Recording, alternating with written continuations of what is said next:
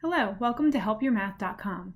In this video, we're going to look at reviewing of factoring of perfect square trinomials and also creating perfect square trinomials if we're given x squared plus bx.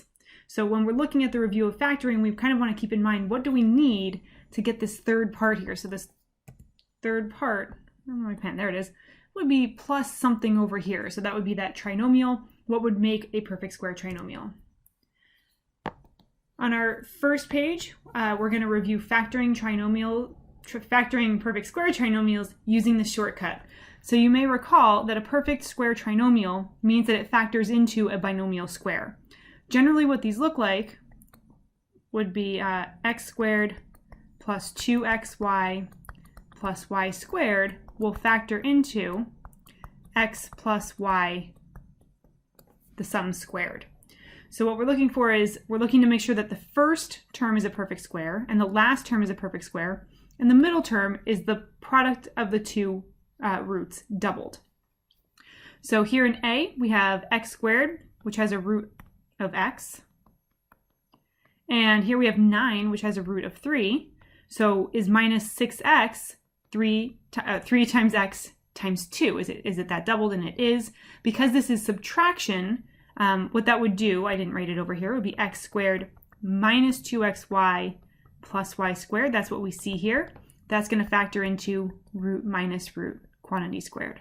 So this will factor into root minus root quantity squared. In our second example, we have x squared, which is the perfect square of x. We have 25, which is the perfect square of 5.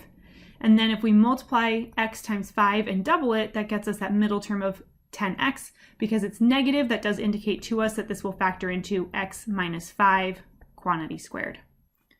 And lastly, we have x squared plus 14x plus 49.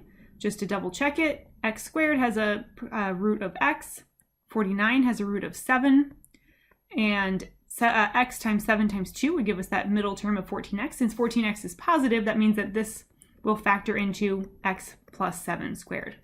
This should be a review. Because we're going to take this knowledge and we're going to apply it to the next page. Okay, so here we're given 2/3 of a perfect square trinomial, and we want to fill in the blank to complete the perfect square. So remember, we want this to turn into something where it's going to be x plus something squared. Well, we know that this is something squared. This is x squared. What we want to figure out is what would this be squared? And then remember, the middle term is going to help us figure out what that third term is. Because we know that the middle term is the result of 2 times the first root times the second root, which I'm going to call a for fun. That's how we come up with the middle term. So we have the double, because that's part of being a perfect square. We have the x, because that was the root of the first term. Now the third term is going to be this unknown. So what we can say is we can say, okay, well, 2xa is equal to 12x. So if we divide both sides, we want to get a by itself to figure out what the root is over here. We'll divide both sides by 2x, so those cancel, and the x's cancel, and we're left with 6. Oh, sorry, 6 does not go there. 6 goes here. So the root of the third term is 6, which means the term itself is 36. So the missing value there was 36, and then the factoring would be x plus 6 quantity squared. There is a shortcut. You don't have to do this every time where I did all this work over here. If we just know that the middle term, we need to divide it by 2, that's going to tell us the product of the two roots. If the first root is just a single variable, then it's just going to tell you what the number is, right? So if I took 12 and divided by 2, I would get 6. That indicates that's the root of the third term. So here for letter B, we have y squared minus 28y plus this. Well, we know that this is double the two roots, and we know one root is y, so we're going to divide it by 2. I get negative 14. So that means here, the root is negative 14. And if I square negative 14, I get 196. So the missing value there would be 196.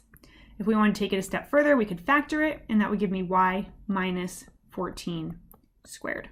It didn't ask for that, but why not do the extra step? And lastly, in letter C, we have n squared minus 9n plus this is a perfect square trinomial. So we know this is double the product of the two roots. We know that one root is, this is n quantity squared. So we divide this in half, and we end up with negative 9 over 2. So we know the root here is negative 9 over 2, but the missing term is the root squared. Well, negative squared will become positive, 9 squared is 81, and 2 squared is 4. So the missing term there was 81 over 4, and what this would factor into is n minus 9 over 2 squared.